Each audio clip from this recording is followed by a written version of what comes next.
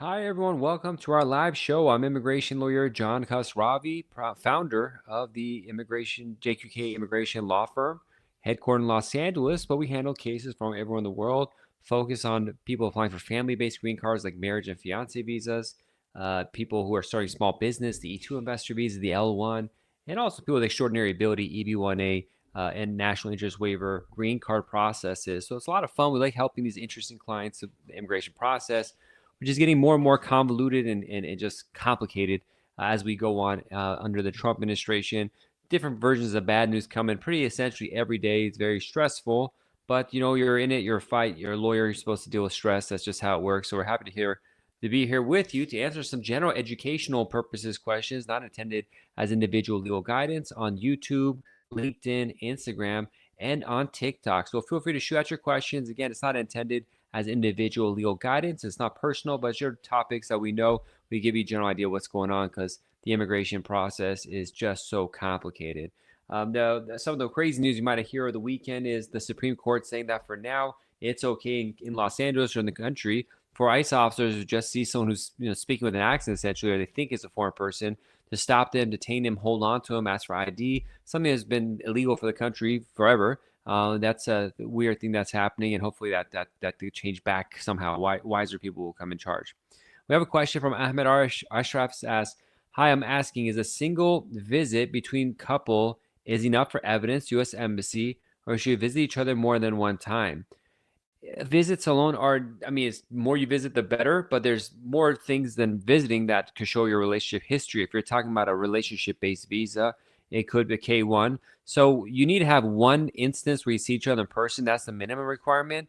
But you have other things. You have communication history, you have WhatsApp records, you have gifts you might have sent each other. Also take photos. You might have letters from family and friends talking about how like they arranged your marriage, because you have a South Asian name, so I'm assuming you might be South Asia. How they arranged the marriage and put it together. So there's more than one thing you can show it. And many times for fiance visas, one visit is all people can do. That's why they want to get engaged, do the fiance visa, come to U.S., live together for a little bit, figure it out, then decide to get married and file for it. So it's enough, but there's more, because we got to see what's going on in your whole relationship history. Maybe have personal statements. And then after you file the case, you can still see each other. There's more communication history. So when you start a K1 fiance visa, you file a form I-129F first that has the basics of your relationship history. But while that's pending, and right now it's taking 15 or 16 months even for that to happen, you're going to have more relationship history, more communications, more chances to visit each other, more family members that meet both of you and can write letters. So there's a lot more stuff that happens, potentially financial stuff where they add you to their accounts or something like that if they choose to, have you be a beneficiary. So there's a lot that could be added. That's what our job as immigration lawyers here is, to flesh it out for you so you don't go in blind, not seeing what's going on in the situation. Gould asks, "My case is at the National Visa Center. How long does it take to transfer to U.S. Embassy? From April up to now, I'm waiting." Well, the case is already at the embassy. We're waiting for the embassy to schedule an appointment for you. So, but I'm not able to answer your question because you're not giving enough information. For example, I need to know which embassy you're dealing with. Secondly, what type of case is it that you have? With as much detail as possible there so you begin to understand it. The embassy system, Department of State, has created a website called IV Scheduling Status Tool. I go to Google and type in DOS as Department of State, DOS IV tools, and it comes up. And for example, if you're an immediate relative case, a spouse of U.S. citizen, a parent of U.S. citizen, and you're going to have a case in Doha, Qatar, they're saying right now, once your case is documentarily qualified from the National Visa Center. So I'm not sure. You say wait to April. Is that from the National Visa Center welcome notice or from being documentarily qualified?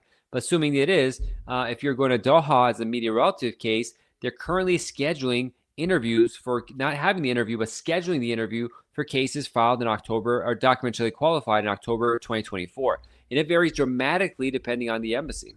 So we need a lot more information. But whatever I say, here you say U.S. Embassy Nairobi for I-130 spouse. So I need to know, is you married a U.S. citizen or a green card holder? Having said that, Nairobi is super backed up. 2 or 3 years waiting is normal, unfortunately. It's bad news. Now I can give you a quick answer there without even looking it up. Gweltz, I'll answer your question. Path Divergent says, "What exactly happens during a supervisor review after a naturalization interview?" A supervisor reviews it if necessary to give the okay.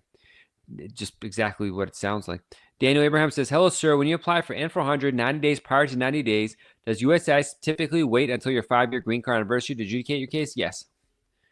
AAA says, "Is it possible any chance to file for a green card I-485 under EB2 NIW from I-589 pending status? Oh, it's not status. So what happens is, let me break it down. The short answer is most of the time it's going to be denied. So you could take a risk, but it's probably going to get denied. To be able to file for a green card in the United States, you have to be in status, meaning you have some sort of visa status that's valid. And that the exception is if you're married to a U.S. citizen, that could be in your cases based on marriage to a U.S. citizen or a immediate relative, parent of U.S. citizen, spouse of U.S. citizen, or minor child. They could overstay your visa, for example, still be okay. For employment-based cases like the one you have, you could be up at a status up to 180 days and it's still okay. But some people have an asylum case pending. An asylum case sometimes takes many years in the United States to be able to get a hearing. So maybe 2 or 3, you get on a tourist visa, it expires, 2 or 3 years go by, you're still waiting for a asylum case. In the meantime, you get a potential chance to get a green card based on employment. However, for that, you have to leave the U.S. and do an embassy interview because, again, for what I went to the beginning, you have to have maintained status or employment-based cases, have been out of status for less than 180 days, or EB1, 2, and 3. I think they add EB5 for that too. But essentially, let's stick with EB2 and just put that example. And so in your case, if you are past that 180 days after your lawful entry, most USCIS field offices and the National Benefits Center will deny your case saying you're out of status for adjustment of status. Now, sometimes we'll hear it does pop up where people come and say, I got approved. And it happens. It's not unheard of. But if you came to me and wanted me to hire my office to do that, I'd have you sign a big disclaimer that says, John told me it's probably going to get denied. He didn't lie to me, making me think like I'm going to get approved and take my money. I've seen it be approved. That's why I'd be willing to maybe file it, but with all the warnings and stuff like that. That sober guy asks, I hear that ICE agents are going after people for overstaying visa. I saw a video on it. I saw one today. It's pretty nasty what they're doing. But they're doing that, unfortunately. There's millions of people probably like that, but it's a pretty nasty situation. And thanks for leaving a gift, sober. Jennifer asks, if someone is granted asylum by an immigration judge, how long does it take to be released from ICE? I don't know. I don't handle asylum or ICE-related cases or people being detained, but if they're approved, they should come out soon after. But I don't handle those cases on a day-to-day basis, so I don't want to advise on a case that I'm not like knee-deep in doing myself. So if you're all watching, I kindly share your live feed and invite more friends so you can come in and ask questions. If you're interested in stuff, most likely people around you are interested in it too, and they can shoot out their questions. We can help the whole group about U.S. immigration law. Jacona asks, if someone is in detention, is it best to self-deport since they revoked the parole? I can't say. We have to know the person's background and whether it's better to self-deport or not. So if they're in detention, if they have a solid case, if they get representation, that's good, and they could fight it out, then maybe that's the way to go. And it kind of depends on the person, how much they can handle being in detention and stuff too. So I can't say something's best or not. That's such an individual decision after much thought that it's not possible to really like answer that question the way you're asking it. We got to see what's going on with the individual. And it kind of goes to the same kind of question. What are the percentages that waivers get passed? I don't keep track of percentages because it's not a useful number. Each case is different. And so you got to look at that case. And when you say waivers, there's like a J1 waiver. There's a, I-751 waiver. There's a 601A waiver. There's a 601 waiver. There's other kinds. There's NIV waiver. So the question is, if you want to turn a proper answer, it's so technical. And at the end of the day, I'll just tell you this in conclusion, is it doesn't matter. It depends on what's going on in your case. And every day they change the rules on us, what the standards of waivers are. So it varies so dramatically. It's not a useful question to ask. You got to really just look at your own case and see whether I have a good case or not. And that's the way to go at it. If you haven't already liked, please press like and subscribe to get more content just like this. Django asks, if you get reported for marriage fraud and you already have a 10-year green card, can you get in trouble? Yeah, you get in big trouble. If they believe it, they could take away your green card and put you in deportation for 204C finding, marriage fraud findings, so it's disastrous. Jennifer says, thank you for responding. You're welcome, Jennifer. Basketball says, is K3 trick still working for I-130s? I'd say 1 out of 5 times. Jacana says, okay, thank you, but it's very limited to type it all. Jacana, I don't remember what your previous question was. It's Jacana, like, even though it's limited, it's like, it's not proper for me to go in an individual case to say someone's good or bad. That's something where a private consultation, because there's a lot of private information there. This is more for more general kind of stuff. Angie says, my husband hasn't been in the country for 10 years. Should I still file the relative petition? If you want to have your husband come here. I don't know the rest of his case, but whether you want to do that, it's your personal decision, whether you want to live with your husband or not. S says, hi, is the travel ban still on? Or humanitarian pro visas haven't been issued? Travel ban for the people, you're saying is the travel still on? I'm guessing you're saying travel ban, and it applies to certain countries, yeah. Lovely girl asks, can I use my petitioner's I-797 to show their legal status on my interview due to green card renewal? The petitioner's I-797 to show legal status, their legal status. No. What do you mean? Okay, so I'm guessing you have a green card, 2-year green card that you file I-751 for. It doesn't make sense. An I-797 notice is a piece of paper. It's usually a receipt or approval notice that comes from USCIS. The notice by itself does not have indicator of anything. Now, if there's I-94s at the bottom of it and they're still valid, that would be proof of status. But a notice by itself is not, without the I-94 stamps or visa stamps in your passport or your green card or something, that doesn't help any. But I need more. It's kind of a weird question to ask. And so we got to know more what the issues are that you have that's causing you to ask that question. Kate Noah says, my daughter just graduated her master's degree. She doesn't have work yet. Can she file a petition for me now? Petition now?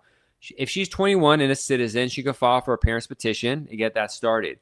Eventually, if you're here, you have to have proper status, or if you're out of status, you have to have proper entry. Your background has to be good. If you're overseas, then that's not as big a deal if you don't have any violations in the past, Kate Noah.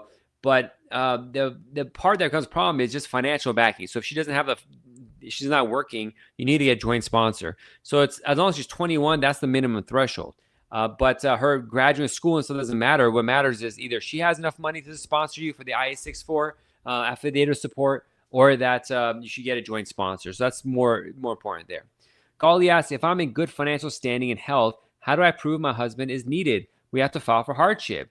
Well, people have hardships in life. They might have kids that might have difficulties that affects them. They might have psychological issues that affect them. There might be other kind of issues that are present in your life. That's why we talk with the immigration in private to go through your whole history, to identify samples. Because a lot of times people are going through a really bad time in life, but it's really hard to be a success and constantly remind yourself of how bad your situation is. So what we see as human beings everywhere all the time is they won't even notice the bad things they're going for until you mention, like, oh yeah, that is pretty terrible, but you kind of zone it out because you don't want to think about it. So a lot of times we talk with people and we pull out like, oh wow, these are horrible situations people are going through, and they don't even overtly, they're subconsciously are thinking about behind their head, but in the front they think they have no problems. Kay Noah says she doesn't have work yet. Can she file me a petition? Yeah, you can file an I-130 petition. But I don't know, Katie, I got to see if you're in the U.S. or outside, because if you're in the United States, it's better to do adjustment of status at the same time. But we got to look over your background. So I can't give you individual legal guidance whether your daughter should or shouldn't file a case for you now, because I don't have enough information about you. Please schedule a private consultation. But generally speaking, a U.S. citizen that's 21 could start the petition process for their parents. Strategically, whether she would now or later, it depends on a lot of different factors. We got to really get into what country you're from, what your immigration background is, any issues exist. Will you be able to find a sponsor in time, or will she find work in time, and a lot more. So we got to really sit and talk about that to see if it's a good idea or worthwhile to even pursue that. Lovely Girl says they are renewing their green card, but I need it for my interview. By renewing your green card, if you're doing a 10-year green card, I-90, there's no interview. If you're doing I-751, which is what you're probably doing, the receipt status or something doesn't prove anything. Just you need to have the petitioner's proof of status, so a green card or passport. They're usually not going to look at it, but you should have that. Keno says, just have work. You should file a petition. I already answered your question. P says, is interview for a child petition for a mother AOS mandatory? A child petition for mother adjusted mandatory. A child, it's depends if they want to. Sometimes it's up to them if they want to do that. I've had one recently approved without interview. It was a U.S. citizen applied for her mother, and they approved that interview, but there's someone they require you to go to interview. Peter asks, I passed my interview today, my I-751 and N400 interview. Congrats, Peter. Glad to hear that. Thanks for letting us know. How was it? How difficult was it? A Quadruple A says, can I reach out to you to evaluate my profile for O1 visa from F1 status, currently U.S. and data scientist? We're not accepting O1 case at this time for Quadruple A. Thank you for reaching out about that. We focus on EB1A extraordinary ability, the green card version. For the O1, we don't, but send your resume, and I could go to jqklaw.com/contact and they connect with us, and I could give information to some other attorneys that do O1 visas. Butterfly says, what can I do? My K1 visa is approved and from a banned country, a whole blue pass in Germany. If you're a German citizen, you get around it, but the blue pass is like this, not a full passport. I'm not familiar with German passport requirements, but if it's not a full German passport and not a German national, not a German citizen, then that's gonna be a problem. I have to get married and do like that if you're exception to that rule through immediate relative. Peter asked, it was okay. I went with my wife, and the officer told my wife to stay outside. She's going to interview me, and it was really fast. So God bless. Thank you, Peter, for letting me know.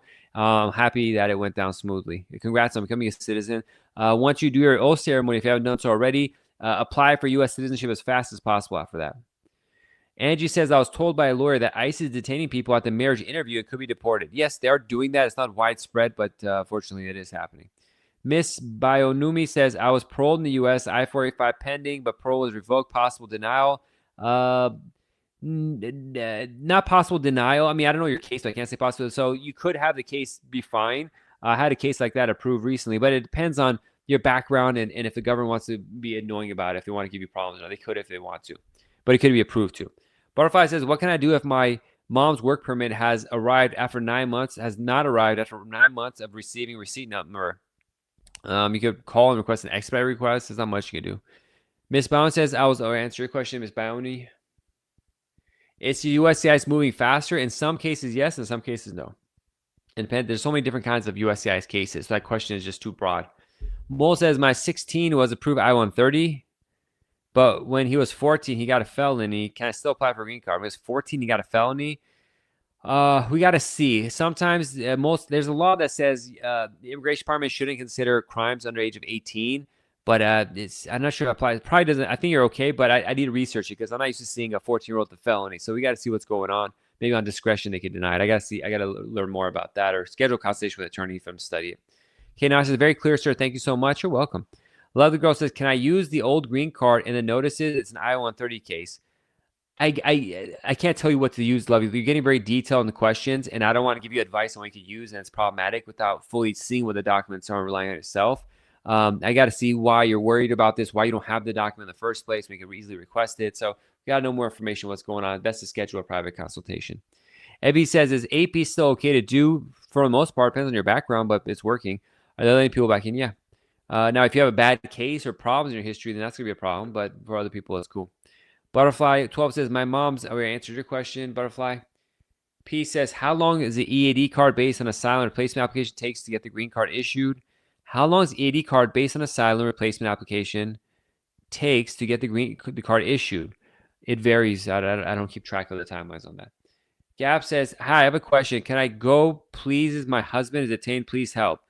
Can I go, please? My husband is detained. Please help. I'm not sure what your question is, but our office doesn't handle detained cases, so I'd recommend contacting other attorneys in private and talking about your husband's case. 79, it says, is this safe to go to USCIS interview these days? You never know. You never know, but you got to go sometimes. You got to go if you want to get the green card for some cases. Butterfly says, thank you. Thank you. Basketball says, for I-130 case spouse. I'm not sure what your original question was, basketball. Sorry. Gap says, hi, my husband is detained. Currently has court on the 15th. He, okay. You think he'll still get bond? Not if he came without papers. Unfortunately, as of last Friday, they won't give you bond in that scenario unless there's a lawsuit that changes things up. Now it says, can I travel with advanced parole if it was referred to court by my master in 2028? I would not travel with advanced parole or leave the U.S. if I have an immigration court case pending. That's a recipe for disaster right there. So these are, I know you might want to travel, might be urgent, but they might just not let you back in. So you don't want to do something like that. The immigration department says just it's getting very stressful and tiring, frankly. About every day they're changing the rules on us, making it very difficult for people. But that's the kind of work we're involved in, and we're going to help you all with that kind of stuff. The big news really is citizenship for a lot of people. They made the citizenship process more complicated, more background checks, more paperwork to show that you're a person of good moral character. And so that's something that's going to be a big issue. That's happening, future immigration cases that are coming up for citizenship. That's unexpected, and it's going to cause delays too because they're going to do background checks on people. So it's like, what are you going to look up? How long is that going to take? But in the background checks, I mean, they're going to visit your work and your neighbors. Like, it's kind of crazy. Daniel says, your videos always serve as valuable resources, assisting us in maintaining our sanity. Thank you for all you do. Thank you, Daniel. It's very kind of you. God bless you. Edward says, my wife has an appointment for November 10th, but my stepson gets the 6-step approval at August 28th. I'm not sure what your question is, but I'm not sure what the 6-step approval is either. Lisa says, is it safe to travel within the U.S. with a real ID, even though my papers have recently been denied? I wouldn't travel outside. No, it's not safe. Right now, based on what's going on in the U.S., I can't say anywhere in the U.S. is safe. Just being at home, it could be unsafe. How can I add him on here in the embassy in Honduras? I didn't know about your case, but you just contact on the National Visa Center website. There's a way to add family members, but I guess exactly what's going on in your case. So please schedule a private consultation. Natty says, does petty offense exemption still apply for citizenship? It does, but they still always have discretion if they want to bother you about stuff like that.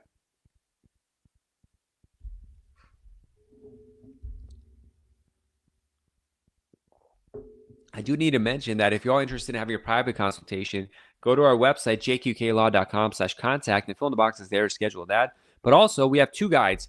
We have an Ultimate Marriage Green Card Guide for marriage and fiancé visas. Go to marriageimmigrationlaw.com and download that free guide, 50-plus pages.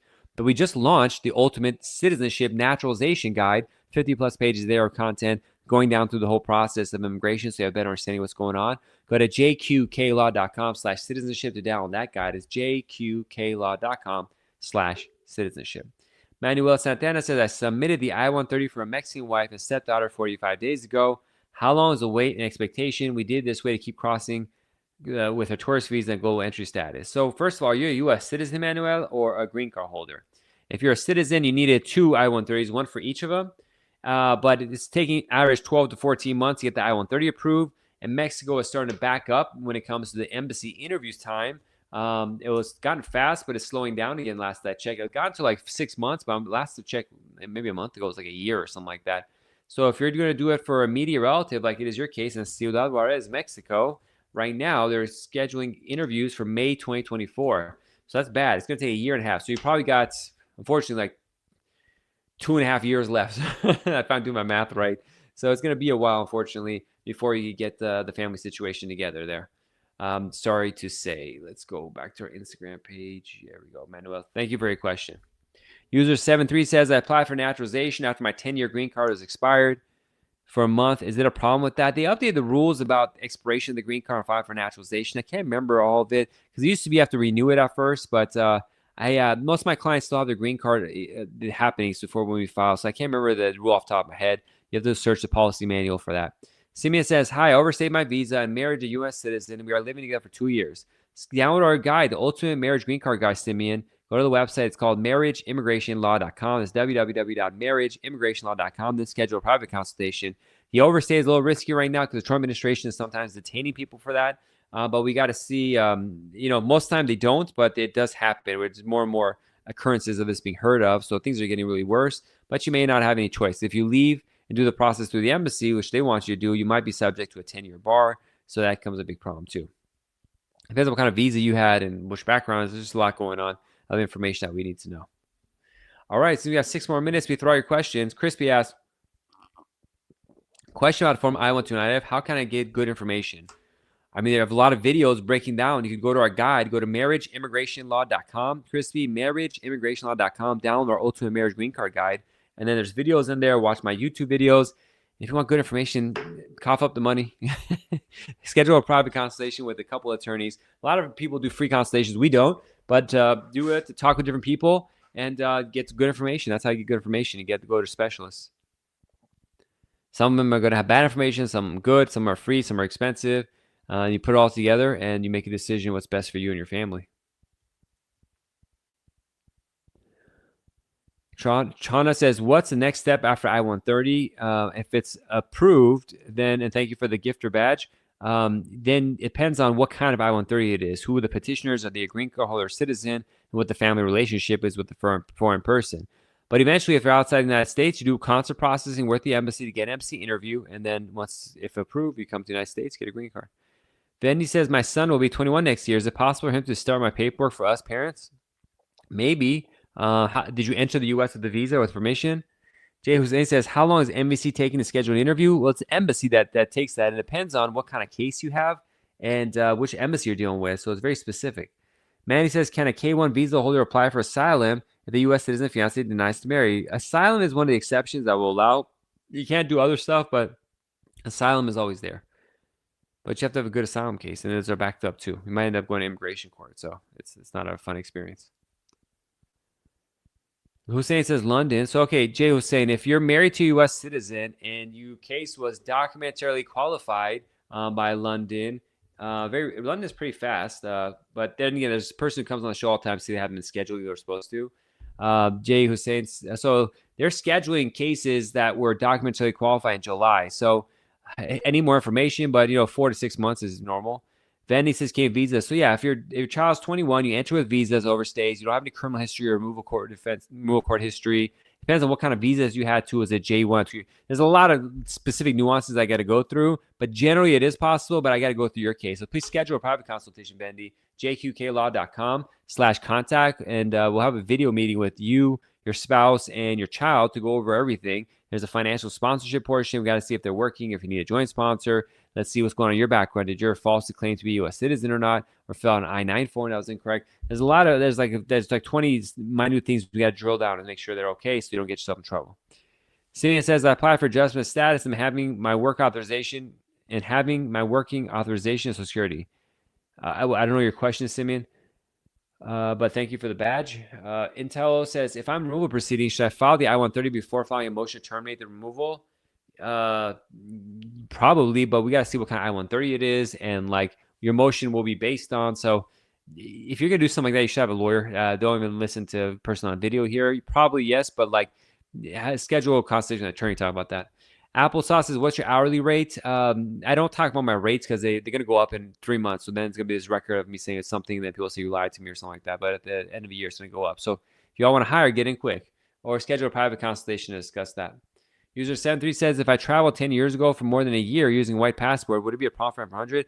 Not usually, unless they want to be jerks about it.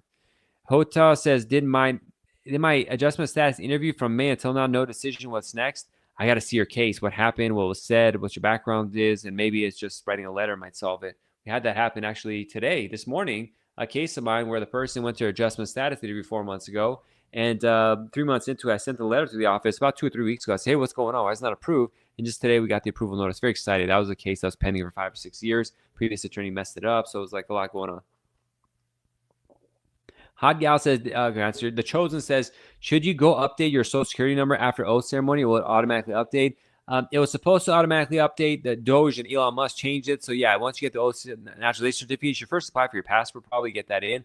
But also I notified the Social Security office so they know you're a citizen, so they adjust your paperwork accordingly. All right, I think we got 1 more minute left. If y'all have any questions, let me know, or we're gonna call it a day. I'm definitely, if you can't see, I've been doing these meetings since what is it, probably my 10th hour of meetings right now. Lily says, my N400 3-year rule is under heightened scrutiny. Yes and no. I mean, if you have good documents, it doesn't matter. Tavia says, hi, good night. Me and my spouse went to interview yesterday and we got one question wrong because, and I don't know the rest of your question. Adam says, quick question. Just ask your question, Adam. She and my car payment was $700, but I said $250. Well, that's not good, but depends on the totality of the situation, but that's pretty off. But if it's just that one, probably it's not a big deal. And we'll take one more question. We'll call it a day. And good. Sok Visa says, travel internationally with I-751 pending. Still married, no criminals, is safe. I can't advise you if something's safe or not. I don't know you well enough, and who knows, Trump might change stuff. Generally, it's not something I worry about, I-751 pending travel, but I don't know your individual case, so I can't tell you something's safe or not. Simeon says, we have an interview to come this month. My wife's a citizen with enough evidence. Okay. Adam says, I'm a U.S. citizen. I want to adopt a child from another country. I don't specialize in citizenship. I mean, for adoption, I have citizenship, but I don't specialize in adoption. Tavia says, it was $250 weekly, and I didn't say bi-weekly. Oh, that sucks. So, I mean, you can write a letter correcting them and having your statement to show it. But maybe that could be something that's done.